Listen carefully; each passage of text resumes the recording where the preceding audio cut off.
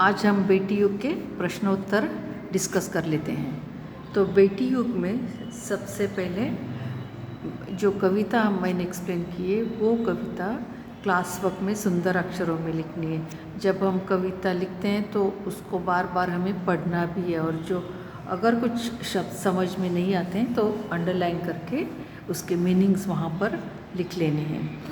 सुंदर अक्षरों में ये कविता लिखने के बाद हमें उसके जितने भी शब्दार्थ हैं, अब जैसे कुछ कठिन शब्द हमें आते हैं, कुछ शब्द नए लगते हैं, तो उसे ज़रूर अंडरलाइन करना है और वहीं पर टेक्स्ट बुक पर ही उसका अर्थ लिखना है।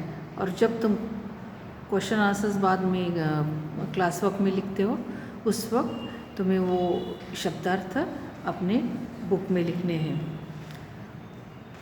ये पूरी कविता क्लास वर्क में लिखने के बाद यहाँ जो शब्दार्थ दिए हैं, नए शब्द जो दिए हैं, वो नए शब्द भी हमारे क्लास वर्क में लिखने हैं। पूरी कविता लिखने के बाद पहले हमें शब्दार्थ लिखने हैं, और शब्दार्थ लिखने के बाद वहाँ पर एक मुहावरा भी दिया हुआ है, वो मुहावरा भी हमें अपने क्लास वर्क में लिखना है। और मुहावरा लिखकर उसका वाक्य में प्रयोग करना है। हमेशा मुहावरा लिखने के बाद हमें वाक्य में प्रयोग करना है। जैसे कि ठान लेना मुहावरा है, उसका अर्थ है निश्चय करना। तो जब हम वाक्य में प्रयोग करते हैं उस वक्त हमें वाक्य जब बनाते हैं तो हमें वाक्य में ठान लेना का ही प्रयोग करना है। हमें वाक्य में निश्चय करने का निश्चय करना यह अर्थ वाक्य में नहीं लिखना है। मुहावरा जो होता है वही हमारे वाक्य, जब हम वाक्य में प्रयोग करते हैं तो मुहावरा जो होता है वही मुहावरा हमारे वाक्य में आना चाहिए। जैसे तुम वाक्य बनाओगे तो ठान लेना, यही ओरिजिनल मुहावरा वाक्य में आना चाहिए। तो हम अभी प्रश्नोत्तर की तरफ चलते हैं। प्रश्नोत्तर में हम देखेंगे कि पहला प्रश्न है, कविता की पंक्तियाँ पूरी करो। कविता की पंक्तियाँ पूरी करने में जैसे पहला है, बेटी युग में डैश डैश डैश गढ़ेंगे। तो कविता देखकर हमें वो पूरा करना है। बेटी युग में बेटा बेटी सभी पढ़ेंगे, फौलादी ले नेक इरादे खुद अपना इतिहास गढ़ेंगे। तो ये हमें कविता पूरी करके लिखनी है। फिर उसमें है ख, बेटी युग डैश डैश डैश उत्थान पर्व है। तो उसका भी कविता की पंक्तियाँ हमें वहाँ पर भी पूरी करनी है। जैसे बेटी युग सम्मान पर्व है, पुण्य पर्व है, ज्ञान पर्व है, सबका सम्मान करे तो जन जन का उत्थान पर्व है। तो इस प्रकार कविता देखकर हमें ये कविता की पंक्तियाँ पूरी करनी है। अब प्रश्न दूसरे की तरफ हम चलते हैं।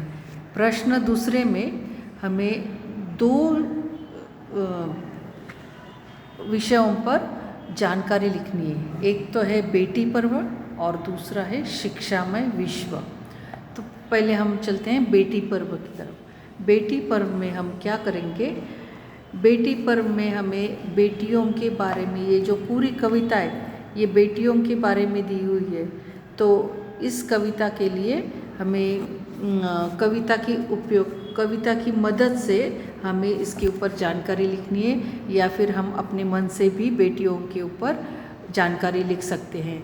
तो हम लिख सकते हैं कि समाज में बेटियों को किस प्रकार सम्मान देना चाहिए। कभी कभी कई जगहों पर गाँव में बेटियों को सम्मान नहीं मिलता है, तो किस प्रकार बेटियों को सम्मान देना चाहिए। तो ये जो बेटी पर्व है ये बेटियों के सम्मान का पर्व है। उनमें बेटियां जो होती है उनको बेटों के समान महत्व देना चाहिए, उनमें भेदभाव नहीं करना चाहिए। बेटों को जितनी शिक्षा हम देते हैं उतनी शिक्षा हमें बेटियों को भी देनी है। और जब हम बेटी की परवरिश करते हैं, देखभाल करते हैं, उसको संभालते हैं, तो उसके ऊपर उचित ध्यान देना ज़रूरी है। सभी तरफ से बेटियों की परवरिश बहुत अच्छी तरह से होनी चाहिए। और ख़ास करके बेटियों की तरफ बहुत ध्यान देना चाहिए, उनकी ज़रूरतों की तरफ हमें ध्यान देना चाहिए। और बेटी और बेटे में किसी भी प्रकार का भेदभाव नहीं करना है या उनमें कोई भी फ़र्क नहीं करना है। दोनों को एकदम समान तरीके से खाना देना है, उनके साथ समान तरीके से बर्ताव करना है। फिर उन्हें जो पढ़ाई दी जाती है, जो शिक्षा दी जाती है, वो भी बेटों के समान देनी चाहिए। कभी कभी हम क्या देखते हैं कि बेटों को इंग्लिश मीडियम में डाला जाता है और बेटियों को मराठी मीडियम में, तो कई जगहों पर ऐसा भेदभाव भी होता है। तो अच्छी शिक्षा जो होती है वो बेटों को दी जाती है, और जो जहाँ पर ठीक से शिक्षा नहीं मिलती है, जो कम कीमत में होता है, जो जिसमें खर्चा ज़्यादा नहीं आता है, उस प्रकार के स्कूल में बेटियों को डाला जाता है। तो ऐसा नहीं होना चाहिए। तो बेटी पर्व जो है बेटियों का सम्मान देने का पर्व है, और बेटियों को आगे बढ़ने के लिए उनको अवसर दिए जाने चाहिए। सही प्रकार के अवसर उनको मिलने चाहिए। जैसे अवसर हम बेटों को देते हैं, वैसे ही बेटियों को भी देने चाहिए। तो इस प्रकार तुम अपने मन से बेटियों के बारे में कुछ जानकारी लिख सकते हैं, अपने विचार लिख सकते हैं। यहाँ पर तुम्हारे विचार चाहिए। अब दूसरा आता है शिक्षामय विश्व। विश्व मतलब क्या? दुनिया, पूरी दुनिया। तो शिक्षामय का अर्थ क्या है? पूरी जो दुनिया है तो वो शिक्षामय होनी चाहिए। इसका मतलब सभी लोग, जितने भी लोग हैं दुनिया में, वो सब पढ़े लिखे होने चाहिए। तो अगर सब पढ़े लिखे होंगे तो उसका बहुत फ़ायदा होता है। खास करके अपने सोसाइटी को तो फ़ायदा होता ही है, सोसाइटी के साथ साथ अपने देश को भी उसका फ़ायदा होता है। तो अगर शिक्षा जहाँ होती है वहाँ प्रगति होती है। तो ये जो दुनिया है वो अगर शिक्षामय हो जाए तो बहुत अपना देश जो है बहुत आगे बढ़ सकता है, पूरा विश्व आगे बढ़ सकता है। तो पूरा विश्व अगर पढ़ा लिखा होगा तो सभी विकास के लिए सभी का विकास होगा। तो शिक्षा का ये बहुत बड़ा फ़ायदा है कि जहाँ पर शिक्षा होती है, अब कुछ देशों में तुमने देखा होगा जहाँ शिक्षा को महत्व दिया जाता है, जहाँ पूरा देश शिक्षित होता है, उनकी प्रगति बहुत ज़्यादा होती है। इसलिए जहाँ प्रगति होती है वहाँ तरक्की आती है, वहाँ समृद्धि आती है, उनको किसी भी चीज़ की फिर कमी नहीं होती है। और ये सिर्फ कब होता है? ये शिक्षा मिलने की वजह से होता है। और अपनी ज़िंदगी जो है, लाइफ जो है, उन लोगों का जहाँ शिक्षा होती है उनका लाइफ जो होता है या जीवन जो होता है वो बहुत ही सुलभ तरीके से, अच्छे तरीके से बीतता है। तो शिक्षा होना बहुत ज़रूरी होता है। और फिर शिक्षा में शिक्षा जब होगी तो कोई भी किसी का हक नहीं छीन सकता है। जहाँ शिक्षा होती है वहाँ ज्ञान होता है। ज्ञान होने से हम कोई भी एक दूसरे को फंसाता नहीं है। वहाँ पर कोई एक दूसरे को मदद भी कर सकता है। अगर कोई पीछे रहता है तो उसे मदद मिलती है, तो उसे हम मदद कर सकते हैं। तो सबके मन में संतोष की भावना होती है। तो इस प्रकार हमने ये शिक्षामय विश्व के बारे में हमें लिखना है। तो हम कुछ अपने मन से वहाँ पर कुछ भी लिख सकते हैं शिक्षामय विश्व के बारे में, कि शिक्षा मिलने से क्या हो सकता है, उसके परिणाम क्या हो सकते हैं, उसके फ़ायदे क्या हो सकते हैं, और किस प्रकार हम शिक्षामय विश्व तैयार कर सकते हैं। अब आगे चलते हैं नेक्स्ट क्वेश्चन की तरफ। आगे का प्रश्न है भाषा की ओर में शब्दों के उचित युग्म शब्द बताओ। तो उसमें क्या करना है? उसमें हमें कुछ शब्द हैं।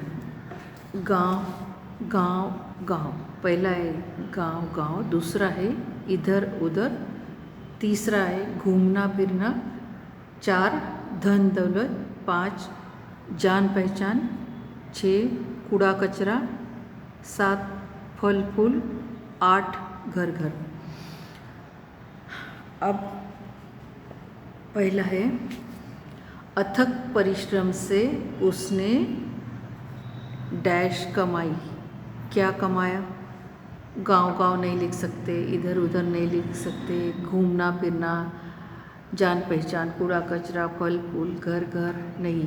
हम यहाँ पर हम क्या लिखेंगे, क्या लिख सकते हैं? धन दौलत। तो अथक परिश्रम से उसने धन दौलत कमाई। आगे, सेहत के लिए डैश अच्छा होता है। क्या अच्छा होता है? जान पहचान नहीं। सेहत के लिए कूड़ा कचरा अच्छा होता है? नहीं। फल फूल नहीं।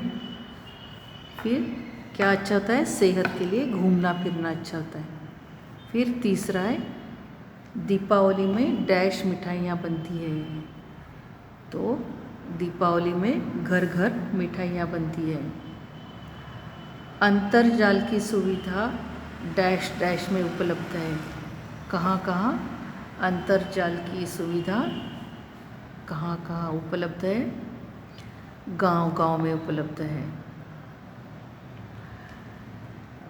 यहाँ पर अगर यहाँ पर हो सकता है कि हम ऐसे भी लिख सकते हैं, अंतर्जाल की सुविधा घर घर में उपलब्ध होती है। अगर ऐसा भी लिखा तो भी वो सही होगा।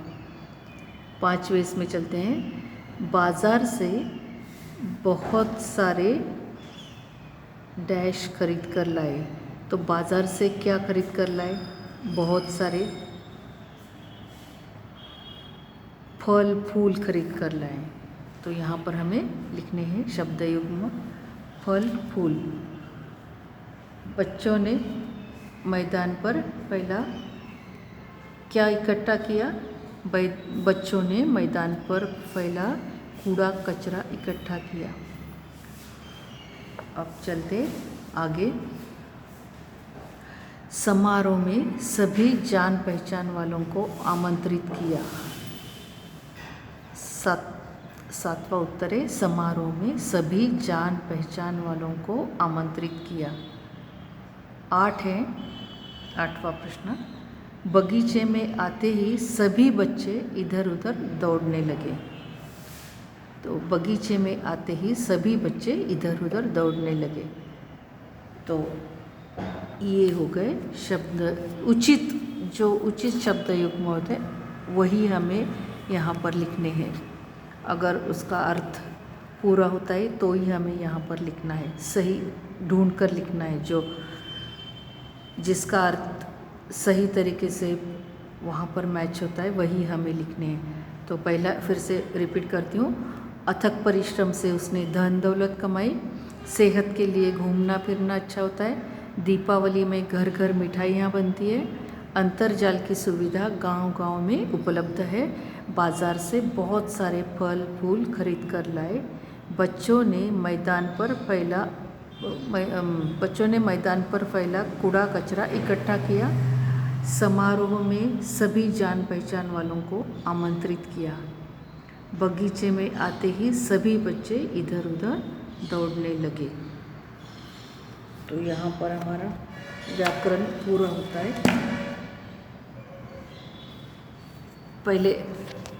पहले हम कविता लिखेंगे।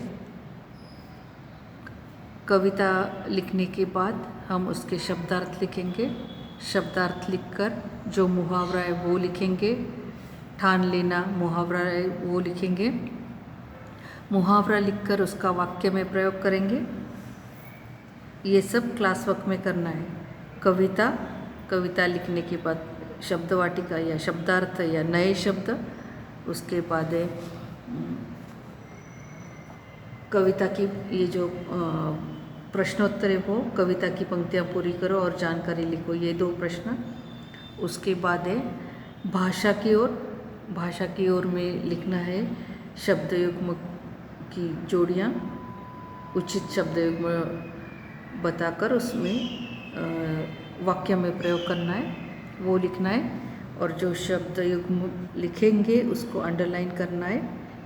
या फिर दूसरे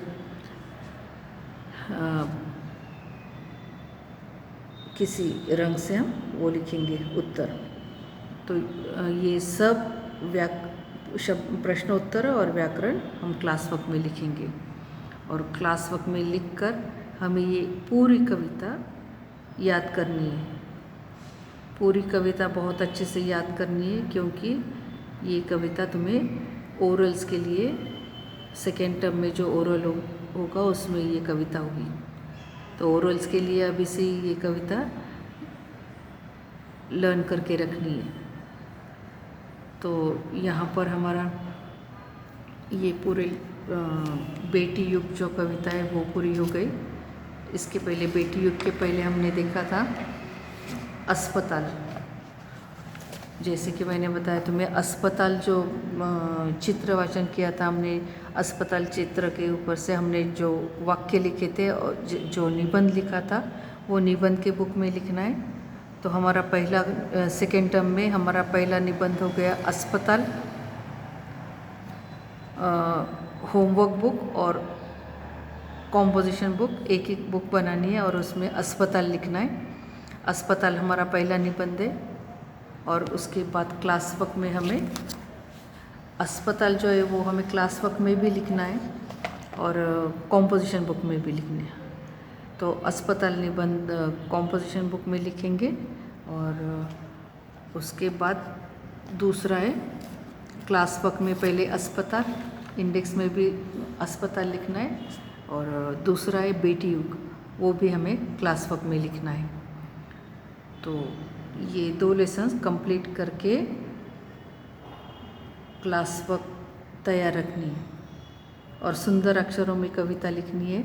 अगर तुम चाहो तो ड्रॉ कर सकते हो, ड्रॉ करना कंपलसरी नहीं है, पर तुम अगर तुम्हें चाहिए तो तुम क्लास वर्क में ड्रॉ कर सकते हो। तो इस प्रकार हमारा अस्पताल हो गया और बेटी युग हो गया। और ये बेटी युग लर्न करके रखना है।